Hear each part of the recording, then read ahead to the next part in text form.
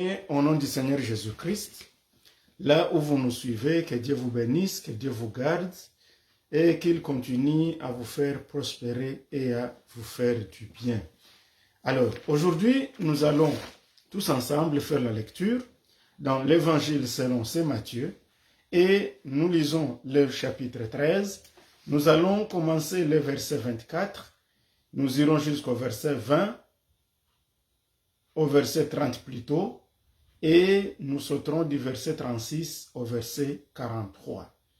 Matthieu 13, 24 à 30 et 36 à 43.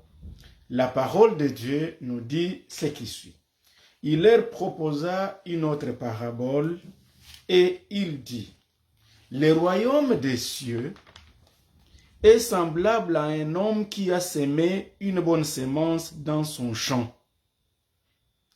Mais pendant que les gens dormaient, son ennemi vint, sema de l'ivraie parmi les blés et s'en alla. Lorsque l'herbe eut poussé et donné du fruit, l'ivraie parut aussi. Les serviteurs du maître de la moisson vinrent lui dire, « Seigneur, n'as-tu pas semé une bonne semence dans ton champ? D'où vient donc qu'il y a de l'ivraie? » Il leur répondit, « C'est un ennemi qui a fait cela. » Et les serviteurs lui dirent, « Veux-tu que nous allions l'arracher? » « Non, dit-il, de peur qu'en arrachant l'ivraie, vous ne déraciniez en même temps les bleus. Laissez croître ensemble l'un et l'autre jusqu'à la moisson, et à l'époque de la moisson, je dirai aux moissonneurs, arrachez d'abord l'ivraie et liez-la en gerbe pour la brûler, mais amassez les blés dans mon grenier. Gloire au Seigneur Jésus. Alors, le verset 36, c'est juste une explication claire de ce qu'on vient de lire. La Bible dit, alors il renvoya la foule et entra dans la maison. Ses disciples s'approchèrent de lui et dirent, explique-nous la parabole de l'ivraie des champs. Il répondit, celui qui sème la bonne semence, c'est le Fils de l'homme. Les champs, c'est le monde. La bonne semence, ce sont les fils du royaume. L'ivraie, ce sont les fils du malin. L'ennemi qui l'a sémé, c'est le diable. La moisson, c'est la fin du monde. Les moissonneurs, ce sont les anges. Or, comme on arrache l'ivraie et qu'on la jette au feu, il en sera de même à la fin du monde. Le Fils de l'homme enverra ses anges qui arracheront de son royaume tous les scandales et ceux qui commettent l'iniquité. Et ils les jetteront dans la fournaise ardente où il y aura des pleurs et des grincements de dents. Alors les justes resplendiront comme le soleil dans le royaume de leur Père. Que celui qui a des oreilles pour entendre, entende. Alléluia. Alors bien-aimés, que Dieu vous bénisse au nom du Seigneur Jésus. Nous allons prier pour la parole de Dieu. Nous ne serons pas longs, elle va être trop brève, mais je souhaite que vous me donniez juste un peu de temps et le Seigneur va nous réconforter encore une fois. Seigneur, nous te disons merci. Nous voici au devant de toi au nom du Seigneur Jésus. Parle-nous à travers ce message pour que nous puissions comprendre ce que tu veux nous dire. Au nom du Seigneur Jésus, parle-nous Père. Amen. Alléluia. Bien-aimés, aujourd'hui, quand nous voyons aujourd'hui ce qui se passe dans le monde aujourd'hui fait plus de découragement et de déception aux enfants de Dieu par rapport à ce que nous vivons et par rapport à ce qu'on est en train même de traverser. Et la situation qu'on traverse aujourd'hui dans le monde spirituel, c'est une situation très désagréable. C'est-à-dire que à travers le monde, on se rend compte qu'il y a des fois une difficulté même de différencier les croyants, c'est-à-dire les vrais chrétiens, de faux chrétiens. Aujourd'hui, on a même difficile de différencier les vrais hommes de Dieu, les vraies servantes de Dieu et ceux-là qui sont des farceurs. Et d'autres arrivent à commencer à se poser la question, à quoi bon servir Dieu? Quelle est la différence? Ou que me surpasse celui qui va à l'église et celui qui n'y va pas? Que ce soit dans la tricherie, la corruption, que ce soit même dans la drogue, que ce soit dans la magie, que ce soit dans les mensonges, que ce soit, je ne sais, n'importe quoi, on a l'impression que le monde est devenu un tout, c'est-à-dire il n'y a plus de différence entre ceux qui croient Dieu et ceux qui ne le croient pas, entre ceux qui connaissent Dieu et ceux qui ne le connaissent pas. Et ceci crée un découragement, surtout pour les nouveaux croyants et les non-croyants qui s'approcher de nous, qui voudraient aussi venir à la parole de Dieu. Ils sont tellement découragés, à telle enseigne qu'ils se disent, mais finalement, c'est quoi? Et j'ai même entendu d'autres qui se disent, mais on nous disait que le monde allait prendre fin, que ce monde vraiment prenne fin, parce que maintenant, on est très déçus de ce qu'on est en train de voir. Il nous arrive aujourd'hui de trouver des pasteurs qui défendent des choses qui sont contre nature, des choses qui sont contraires à la parole de Dieu, et on ne sait plus sur quel pied danser. Telle enseigne que les croyants faibles, ils commencent à se trouver dans la confusion. Ils commencent à se poser moult questions. Ils se disent, mais finalement, c'est quoi? Parce que chacun est capable de se créer même un verset biblique pour manipuler les Écritures et séduire les faibles. Que Dieu nous aide. On a trouvé, même dans tous ces cas-là, ils sont tellement condamnés finalement, qu'est-ce qu'il faut faire? Cependant, bien-aimés dans le Seigneur, c'est à une telle question que le Seigneur Jésus-Christ a répondu dans cette parabole. Bien-aimés, ce que vous vivez aujourd'hui, c'est pas une chose étrange, c'est une chose normale. On a connu ces mêmes désordres qu'on connaît aujourd'hui dans la spiritualité, même tout au début de l'Église. On a connu des hérétiques, on a connu des mouvements comme l'arianisme, on a connu le pélagianisme, on a connu beaucoup d'autres mouvements. Je ne saurais pas vous en parler parce que ce n'est pas de mon objectif, mais je veux tout simplement que vous compreniez que nous vivons un moment difficile. Et pour ce faire, j'ai intitulé mon sujet de la manière suivante, c'est que le regard du maître de la maison sur les blés est livré dans son champ. Le regard du maître de la maison. Et par rapport à notre texte, nous voyons que le maître de la maison, c'est le Fils de l'homme, c'est-à-dire Jésus-Christ. Donc je vais parler du regard de Jésus-Christ. Comment Jésus-Christ regarde sa maison. Et le blé, c'est la semence du maître de la maison. Donc ici, Jésus nous dit cette parabole en disant que le royaume des cieux est semblable à un homme qui a semé une bonne semence dans son champ. Mais pendant que les gens dormaient, son ennemi vint. Il sema aussi des livrées parmi les blés et il s'en alla. Sans plus tarder, les champs, c'est le monde, dit Jésus-Christ lui-même. Et l'ivraie, c'est la semence de l'ennemi, c'est-à-dire les fils du malin. Et l'ennemi ici, c'est le diable, Satan, Lucifer, les trompeurs, les dragons anciens, les serpents anciens. La moisson, la Bible dit, c'est la fin du monde. Et les moissonneurs que le Seigneur enverra, ce sont les anges. Et le moment de la moisson, c'est la fin du monde. Donc, ce qui est très intéressant dans ce texte, c'est que Jésus-Christ, après qu'il ait donné cette parabole, ses disciples ont attendu et ils sont venus le voir, comme ils en avaient toujours l'habitude, pour le voir en privé. Ils ont dit, Seigneur, explique-nous cette parabole ici de livrer dans les champs. Et le Seigneur lui-même a commencé à leur expliquer. Et là, il a été on ne peut plus clair en disant, celui qui sème la bonne semence, c'est le Fils de l'homme. Les champs, c'est le monde.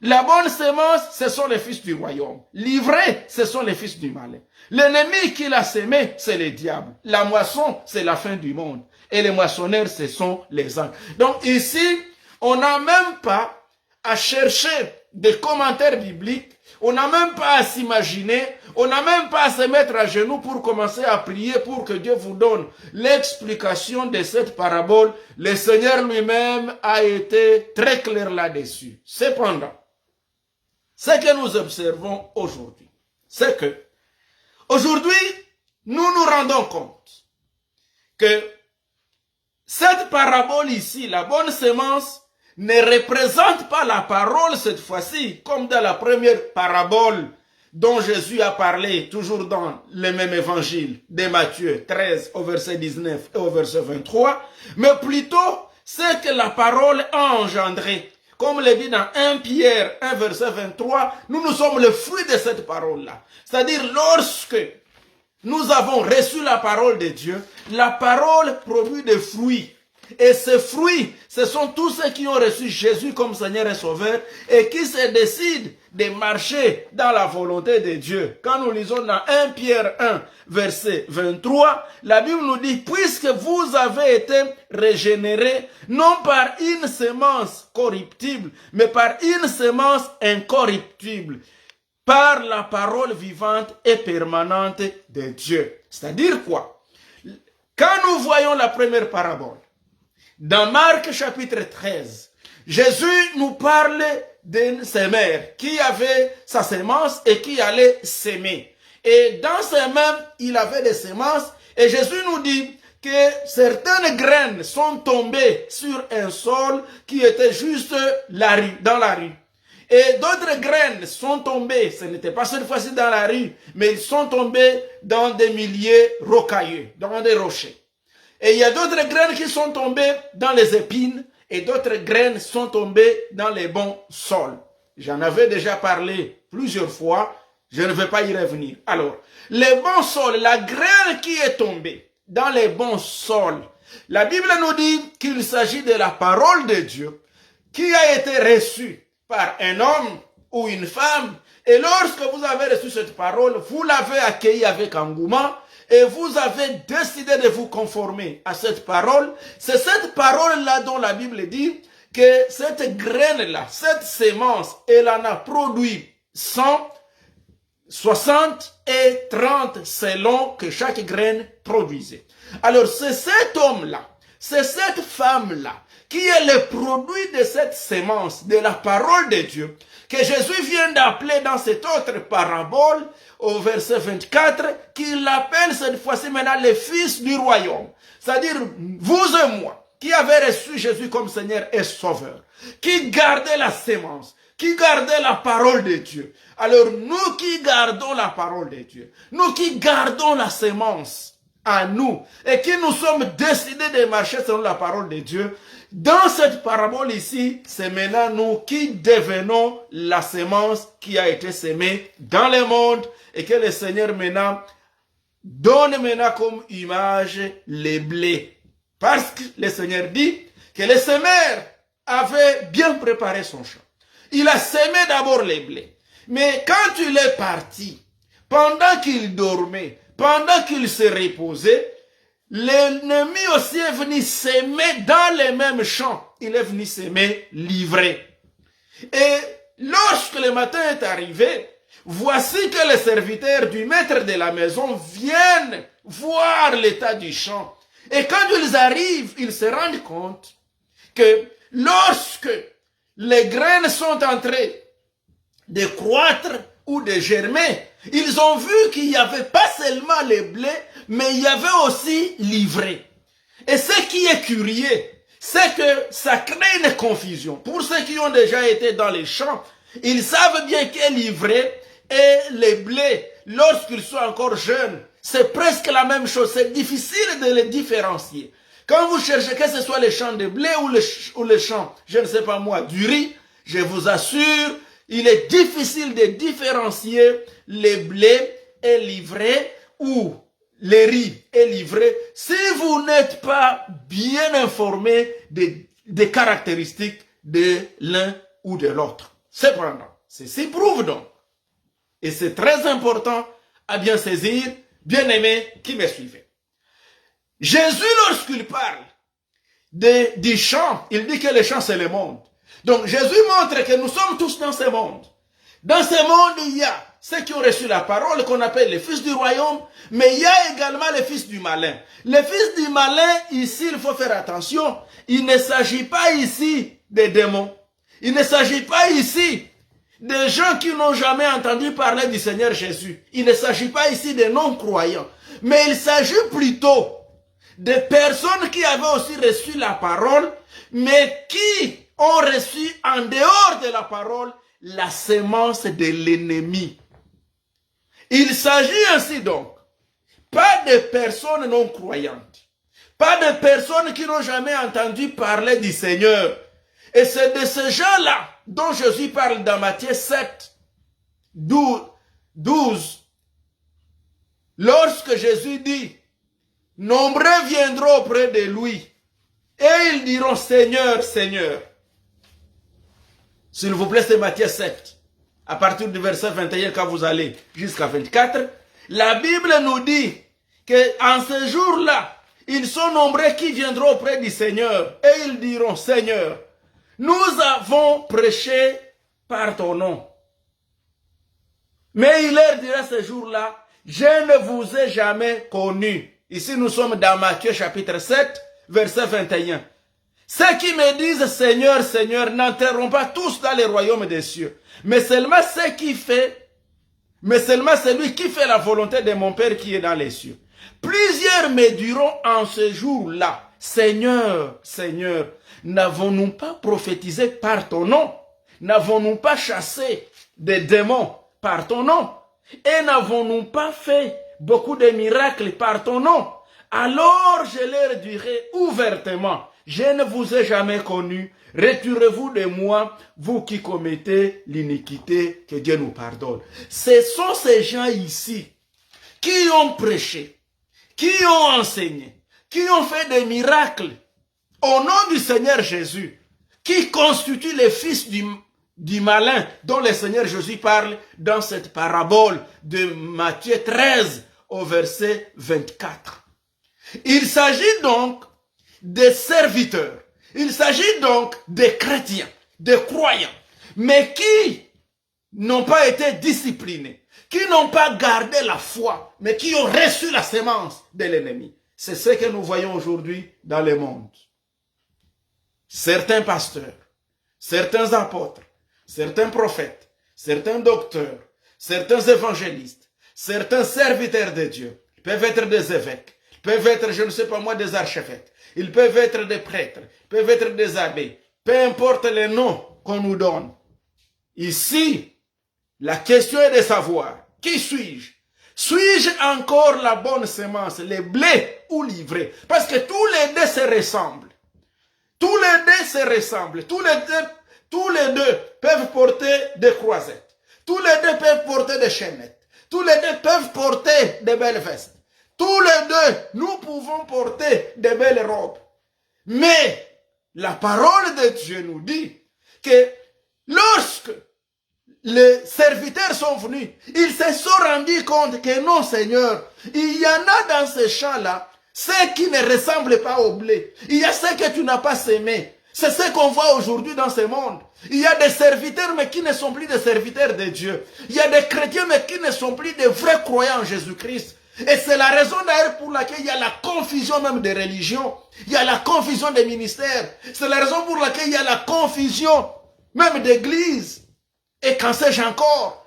Tout simplement parce que il y en a qui se disent aussi chrétiens, qui se disent aussi serviteurs, qui se disent aussi enfants de Dieu. Mais en réalité, ils sont devenus des fils du malin. Que Dieu nous pardonne et que Dieu nous aide. Et le Seigneur Jésus, lorsque les serviteurs lui dirent, Maître, donne-nous l'autorisation d'aller arracher l'ivraie de votre blé. Nous allons les arracher. Nous allons enlever tout l'ivraie. Et le Seigneur répondit, non, laissez que tout croisse ensemble. Et ce n'est qu'au jour de la moisson, à l'époque de la moisson, au moment de la moisson, que on séparera d'abord l'ivraie et on prendra l'ivraie et on va jeter ça au feu. Et c'est après que vous récolterez du blé et vous mettrez ça dans mon grenier. Et lorsque les disciples viennent demander au Seigneur l'explication, il a été un peu plus clair en leur disant ce qui suit. C'est par là que je vais terminer. Il leur dit ce qui suit. Or, comme on arrache l'ivraie et qu'on la jette au feu, il en sera de même à la fin du monde. Bien-aimés, la fin du monde approche. Quand nous regardons tous les signes des temps, dont le Seigneur avait parlé dans Matthieu 24, on peut les vouloir ou ne pas les vouloir, mais Jésus-Christ revient et revient bientôt. Aujourd'hui, ce que nous voyons, ça nous fait deux fois mal. Et la question était de savoir pourquoi le Seigneur accepte encore tous ces désordres comme ça. Pourquoi il laisse et les faux prophètes, ils trompent le monde et les gens qui viennent avec des prophéties sans tête ni queue et ils ont du monde derrière et d'ailleurs, ils ont plus de popularité. Même quand nous allons aux réseaux sociaux, ce sont les faux prédicateurs qui sont plus suivis. Les gens viennent en nombre, ils suivent avec des commentaires. Et d'ailleurs, quand il s'agit maintenant des blagues là, c'est terrible. Les likes sont tellement incalculables que tu ne peux t'imaginer. Mais je vais vous dire, ce n'est pas la foule qui intimide le Seigneur.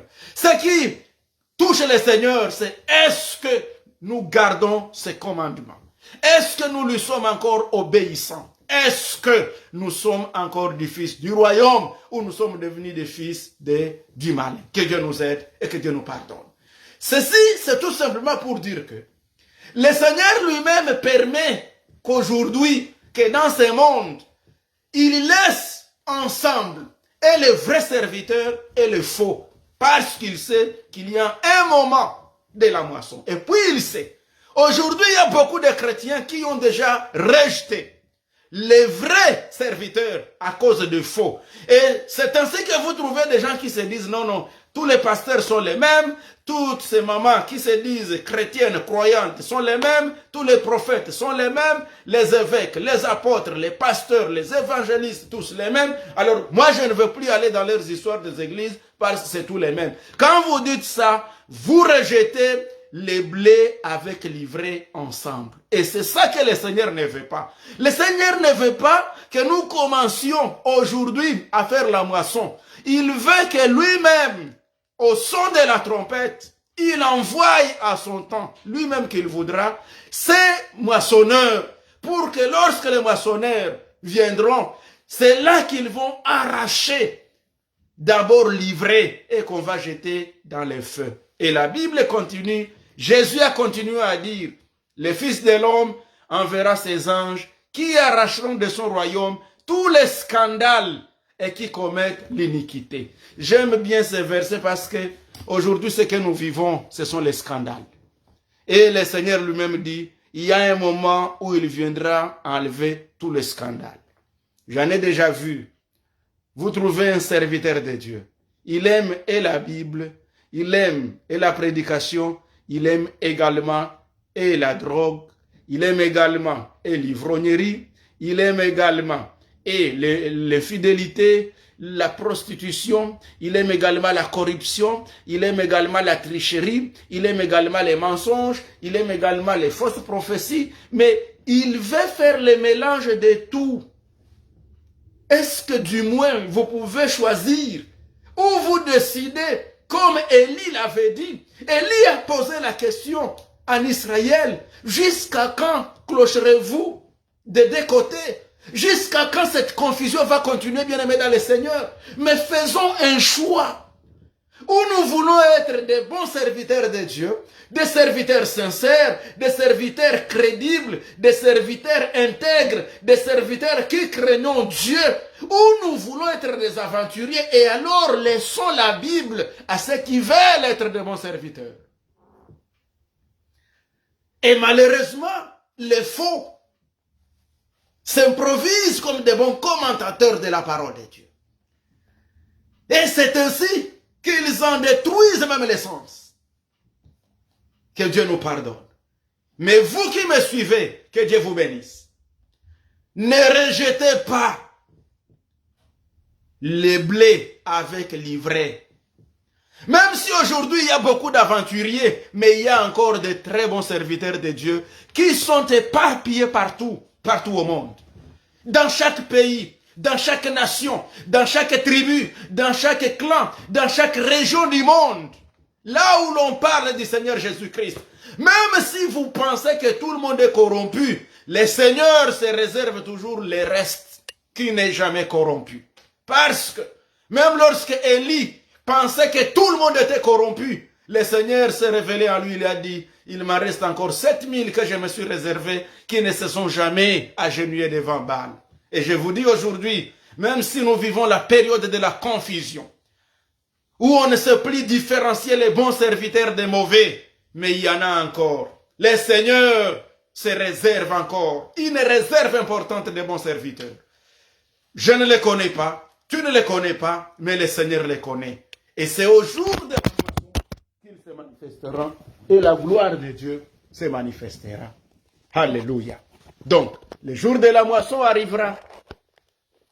Et le jour de la moisson, les bons serviteurs seront recueillis dans la paix éternelle. Enfin, le Seigneur a donc conclu, il a bien montré que ceux-là qui aujourd'hui sont des fils du malin, ceux-là qui font aujourd'hui les désordres en utilisant la parole de Dieu, ceux-là qui vivent une vie inconfortable avec la parole de Dieu, ces gens-là, la Bible nous dit que les jours viennent à la fin du monde, lorsque le Seigneur pourra lui-même prendre la moisson. La Bible nous dit, il enverra ses anges. Et ces anges pour la moisson. Et là, on prendra d'abord l'ivraie, les faux serviteurs. Ils seront jetés dans la fourneuse ardente des feux. Et la Bible nous dit que c'est là où il y aura des pleurs et des grincements des dents. Bien-aimés dans le Seigneur. Et ils les jetteront dans la fournaise ardente où il y aura des pleurs et des grincements des dents. Je ne vous souhaite pas ce jour-là. Mais je vous dis, ce jour est là pour ceux-là qui vont continuer à jouer avec Dieu. Aujourd'hui, on joue beaucoup avec la parole de Dieu. On joue avec Dieu. Bien-aimés, repentons-nous. Repentons-nous, bien-aimés, dans le Seigneur. Jésus revient. Et la géhenne est réelle. Et le ciel est réel également. Nous avons beaucoup de témoignages de ceux-là à qui le Seigneur a révélé le ciel. Et ceux-là à qui le Seigneur a révélé la géhenne. La géhenne, c'est une obscurité inconfortable. La géhenne, c'est là où il y a une fournaise de feu dans l'obscurité, dans les ténèbres éternelles, où l'on souffrira d'éternité en éternité. Et Jésus ne veut pas que vous alliez là-bas, il veut que vous le receviez comme Seigneur et Sauveur. Il ne veut pas que vous ayez prêché les autres et que vous manquiez d'aller au ciel. Que Dieu nous pardonne et que Dieu nous aide. Alors, les justes resplendiront comme le soleil dans les royaumes de leur Père. Jésus conclut que celui qui a des oreilles pour entendre, entende. Que Dieu nous bénisse. Merci beaucoup, que le Seigneur vous bénisse. Je me résume. Aujourd'hui, lorsque le Seigneur, il regarde son champ, il regarde le monde, il se rend compte que dans ce monde, il y a des vrais serviteurs et des faux serviteurs. Il y a des fils du royaume et des fils du malin. Mais lorsque les moissonneurs viennent, ils se disent, Seigneur, ordonne que nous puissions commencer à enlever l'ivraie. Le Seigneur leur dit, attendez, cette attente-là, c'est pour que toi et moi nous puissions nous repentir. Parce que la grâce est encore là, repentons-nous. Repentons-nous, bien-aimés dans le Seigneur, et recommençons les bonnes œuvres. Recommençons les bonnes habitudes. Peu importe ce que tu as déjà fait, tu peux encore revenir à lui. Il est prêt pour vous accueillir, il est prêt pour vous pardonner et vous retourner pour que vous puissiez entrer dans le royaume de son Père. Mais ceux qui resteront toujours au courant jusqu'à l'avènement du Fils de l'homme, du Seigneur Jésus-Christ, ils se feront jeter dans l'enfer, dans les feux ardents, ce que je ne vous souhaite pas. Que Dieu nous pardonne et qu'il vous bénisse. Éternel notre Dieu, nous te disons grand merci. Voilà, Seigneur, le message que tu as permis que je parle à tes enfants, les maîtres de la moisson, les regards du maître de la moisson. Lorsque tu regardes le monde, lorsque tu regardes les églises, lorsque tu regardes les ministères, lorsque tu regardes des réunions de prière, lorsque tu regardes, lorsque nous sommes dans nos assemblées diverses, oh Seigneur, parmi nous, tu te rends compte qu'il y a les blés et il y a l'ivraie. Tu laisses seulement qu'on continue à croître ensemble pour des raisons, parce que tu voudrais que nous puissions nous repentir et qu'on revienne à toi. Et pour une autre raison, c'est parce que tu attends que tu les fasses une fois pour toutes à la fin des temps. Pardonne tous ceux-là qui se reconnaissent pécheurs et qui acceptent ces messages. Au nom du Seigneur Jésus, sois béni Père éternel. Amen. Amen. Alors, bien-aimés, que Dieu vous bénisse. Au nom du Seigneur Jésus et à la prochaine.